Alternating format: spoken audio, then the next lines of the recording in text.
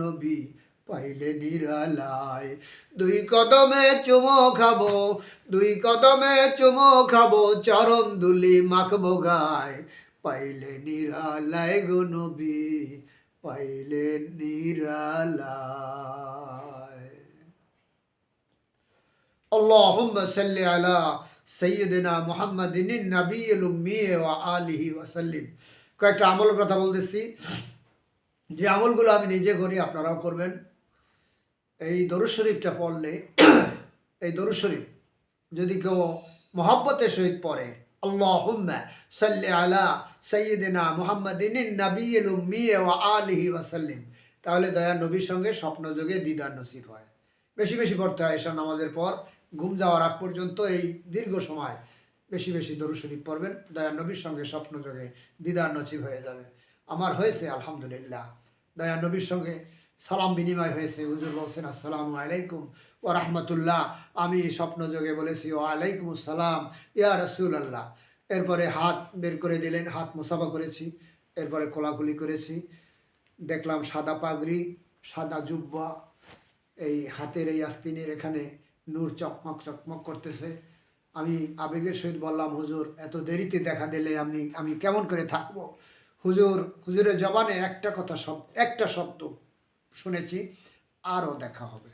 আমি যখন বলেছি যে হুজুর এত দেরিতে দেখা দিলে আমি কেমন করে থাকবো, 7 বছর পর আমল করছি, আমল করতে করতে 60টা বছর চলে গেছে, তারপরে দয়ার নবী স্বপ্নযোগে দিদার নসিব হয়েছে। তাই বলছি এত দেরিতে দেখা দিলে কেমন করে থাকবো? হুজুর বললেন আরও দেখা হবে। অবশ্য আরও কয়েকবার, একাধিকবার দেখা হয়েছে, আপনারাও এটা পড়বেন।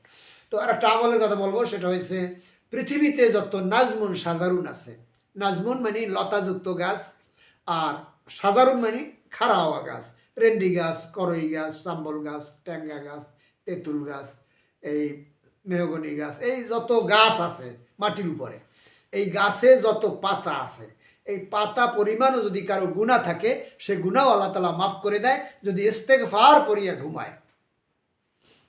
একবার পড়বেন, দুইবার, তিনবারও পড়বেন। আল্লাহুম্মা সাল্লি আলা সাইয়্যিদিনা মুহাম্মাদিন নবিয়্যিল উম্মি ওয়া আলিহি ওয়া সাল্লিম।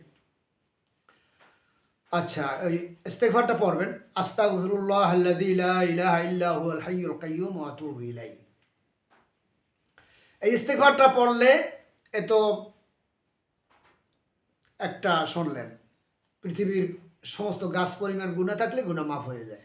আর একটা ওই হাদিসে আরও আছে, মদিনা মুনাওয়ারা একটা জায়গার নাম আছে আলিজ, আইন আলিফ লাম জিম, আলিজ। ওই আলিজ নামক জায়গায় যত বালুকণা আছে, এই বালুকণা পরিমাণও যদি কারো গুনাহ থাকে, সেই গুনাহও আল্লাহ তাআলা মাফ করে দেয় যদি ইস্তেগফার করিয়ে ঘুমায়।